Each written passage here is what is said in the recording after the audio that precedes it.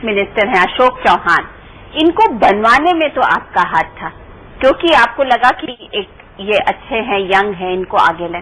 फिर ऐसा क्या हुआ कि आपकी और अशोक चौहान जी की अब उतनी नहीं पटती है जितनी पटनी चाहिए थी? ऐसा नहीं है, क्योंकि मुख्यमंत्री बदलने की बात आई तो एक मराठवाड़ा ही है, नौजवान है, पढ़े लिखे हैं, तो उनको हमने सबने उनके सपोर्ट किया और वो मुख्यमंत्री बने। उनको सोनिया जी का और फिर क्या हो गया कि आपके और उनके बीच में ये कोई एक निर्णय जो उन्होंने किया है जल्दबाजी में, जो एक नया विभाग करने की जो बात थी, क्या मालूम नहीं क्यों लोगों ने क्या सलाह उनको दी और आते ही उन्होंने एक निर्णय किया, उससे एक हमको भी हताश हो गई भाई, लोगों में नाराजगी आ गई, आंदोलन शुरू हुआ, फिर मैटर कोर्ट में गया।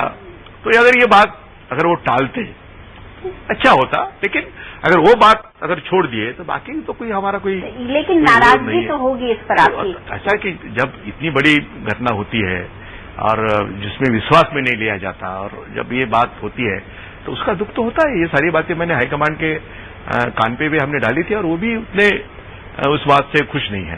लोग कहते हैं कि जो गुड़ रह गया और चेला चीनी बन गया, अशोक चौहान चीनी बन गया। अब जैसे ही वो मुख्यमंत्री बने उन्होंने पूरा अपना वर्चस्व फैला दिया। नहीं, वर्चस्व देखिए, मुख्यमंत्री का तो अपना वर्चस्व होता ही है, क्योंकि जब सत्ता होती है तो सत्ता को सलाम करने वालों की यहाँ पर कोई कमी होती नहीं है, वो तो होता है।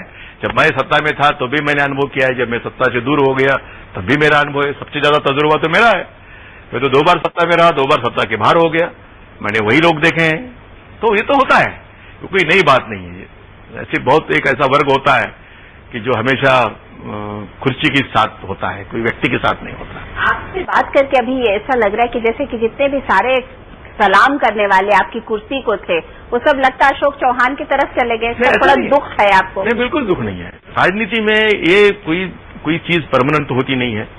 जिस कुर्सी पे हम बैठे हैं वो हमेशा ये ध्यान में रखना चाहिए कि ये टेम्परेरी चीज है, ये कोई जिंदगी भर रहने वाली चीज नहीं है, तो उसके मोह में ज्यादा अपने आप को जाना नहीं चाहिए। अच्छा, ये बताइए कि नारायण राणे से आपकी क्या प्रॉब्लम हुई?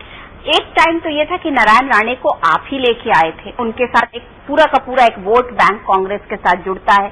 फिर ऐसा क्या हो गया कि नारायण राणे और आप जैसे बोलते हैं एकदम 2 धुरी के हो गए? एक तो शिवसेना छोड़ करके वो आए थे तो उसका हमने स्वागत किया।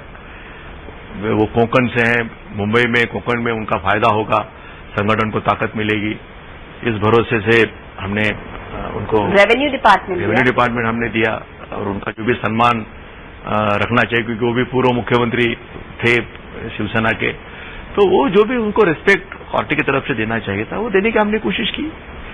लेकिन उनको ऐसा लगा कि मुझे अभी मुख्यमंत्री बनना है और वही कोशिश में लगे।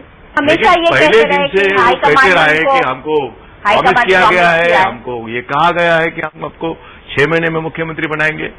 अब कौन किसने प्रॉमिस किया, कब दिया, इसकी हमको कोई जानकारी नहीं थी।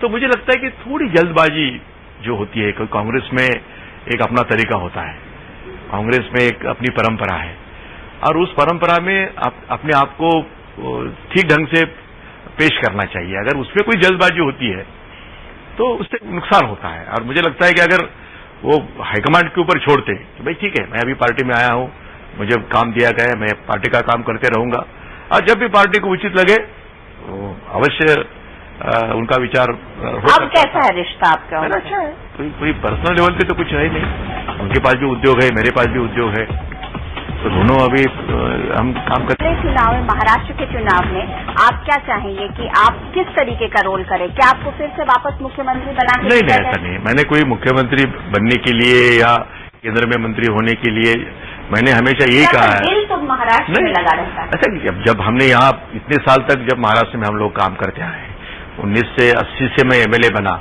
और 29 साल तक जब हम एक जगह यहाँ स्टेट के पॉलिटिक्स में हैं, अब स्टेट के पॉलिटिक्स को से उठा करके हमको राष्ट्र की राजनीति में मैडम ने हमको मौका दिया है। हाँ, एसबी चौहान, वाईबी चौहान के बाद आप हैं मराठा लीडर वहाँ के। बिल्कुल, इसलिए तो हम उनके शुक्रगुजार हैं कि उन्होंने इतनी बड़ा विश्वास हम पे दिया है। तो अब हमने दिल्ली की राजनीति में हम काम करने का हमने शुरुआत की है, लेकिन अब हमारा पहला जो प्राथमिकता जो होगी हमारी, वो होगी महाराष्ट्र की विधानसभा। क्योंकि जब हम 5 साल तक और 7 साल तक जब महाराष्ट्र के मुख्यमंत्री के रूप में हमने काम किया है, तो हमारा ये फर्ज बनता है कि पार्टी को हमारा फायदा होना चाहिए और ज्यादा से ज्यादा सीटें कांग्रेस की यहाँ चुन करके आनी चाहिए। जब केंद्र में जब यूपी की सरकार बनी है और बहुत भारी बहुमत कांग्रेस को पूरे देश में मिला है, तो महाराष्ट्र पीछे नहीं रह सकता। तो उसका भी एक जो इम्पैक्ट है, वो इम्पैक्ट का फायदा महाराष्ट्र को आने वाले विधानसभा के चुनाव में मिलना चाहिए और उसके लिए हम दिन रात कोशिश करेंगे। अच्छा, कहते हैं जब आप पुणे में पढ़ते थे तो आप हीरो बनना चाहते थे, सही है क्या? नहीं, ऐसा नहीं है। आप फिल्मों में आना चाहते थे। लोग कहते हैं कि आपको मराठी फिल्मों का हीरो बनना था। नहीं, मुझे फिल्में देखने का बहुत शौक था, ये बात बिल्कुल सही है। और बीना का गीत माला आपने देखा होगा, अमीन सायनी का एक बहुत बड़ा प्रोग्राम रेडियो शिलोन पे आता था, और वो भी कभी हमने उसको बुधवार की शाम 8 बजे कुछ भी हो, लेकिन कभी मिस नहीं किया हमने।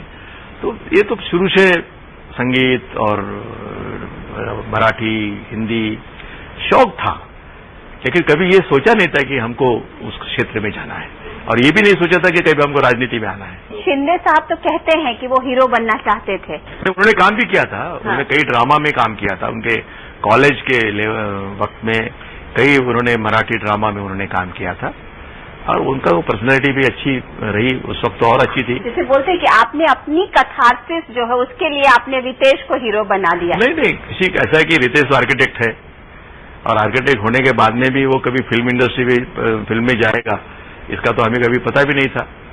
लेकिन मैंने कहता कि डेस्टिनी जो होती है किसी की भी, अगर मेरी डेस्टिनी में लिखा होगा कि मुझे राजनीति में आना है, मैं तो वकील बन करके लातूर में जाके मैंने प्रैक्टिस शुरू की थी, और तब हमने यूथ कांग्रेस में हम गए, यूथ कांग्रेस जिला के अध्यक्ष बने, गांव के सरपंच बने, झड़पी में आ गए, फिर असेंबली में आ गए, फिर राज्य मंत्री बने, मुख्यमंत्री बने, अब केंद्र में। तो ये डेस्टिनी होती है। लोग आपको रितेश देशमुख के पिता के नई पीढ़ी तो आपको बिल्कुल, और उसका एक आनंद मिलता है जब आप बिल्कुल, जब आप अपने लड़के के नाम से जब तुम जाने जाते हो, तो उससे और ज्यादा सुख क्या रहता है जीवन में। I am really proud father. फिल्मों का आपको शौक रहा है, अब आज इन दिनों फिल्में देखते हैं? नहीं, इन दिनों तो बिल्कुल नहीं देखते, बिल्कुल समय नहीं है, और न मैं कभी। और बिना का गीतमाला अगर उस अभी तो सुनते थे, अब क्या? अब तो वो तो बंद होगा। अब तो मैं कभी कभी समय मिला तो वो जो सारेगामा जो है, वो लिटिल चैम्प्स और ये मराठी में जो आता है, वो कभी कभी देखते रहता हूँ। संगीत का मुझे अच्छा शौक है। मैं तानसेन तो नहीं हूँ, लेकिन कानसेन जरूर हूँ। कानसेन है? हाँ। मतलब गाते वाते भी हैं? नहीं, गाने वगैरह का कोई शौक नहीं है। अगर आप कानसेन है तो आपकी आवाज भी ठीक ही होगी, सुर में होगी। कभी अरे सुर, मैं सही सुर पहचानता हूँ। अगर सुर कहीं गड़बड़ हो गया तो उतना मुझे समझ जरूर है। आपकी पत्नी जो है वो बहुत ही धार्मिक, मतलब कहते हैं कि आप राजनीति और ये सब करते हैं, और पूरा घर और पूजा पाठ जो होता है धार्मिक प्रवृत्ति की है, वो हर समय आपके लिए पूजा पाठ करवाती रहती है। ऐसा है कि हमने अपने अपने डिपार्टमेंट बांट लिए हैं, किसको क्या करना है, हमको क्या करना है। और मुझे लगता है कि एक अच्छी बात होती है कि कोई भी आध्यात्मिक जो शक्ति होती है राजनीतिक जीवन में, उसकी आवश्यकता होती है। मैं कोई नास्तिक नहीं हूँ, मैं आस्तिक हूँ, और मैं भगवान को मानने वाला हूँ।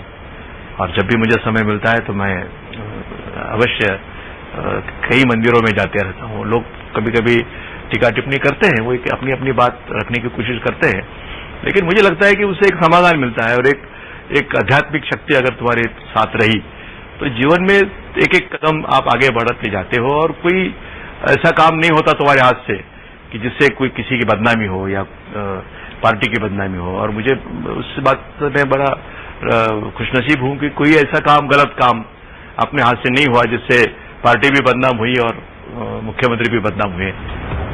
Thank you Vilasrao ji. Thank you. तो ये थे आमने सामने में विलासराव देशमुख। अगले हफ्ते फिर मिलेंगे किसी नई पर्सनालिटी के साथ न्यूज 24 के स्पेशल प्रोग्राम आमने सामने में। तब तक के लिए नमस्कार।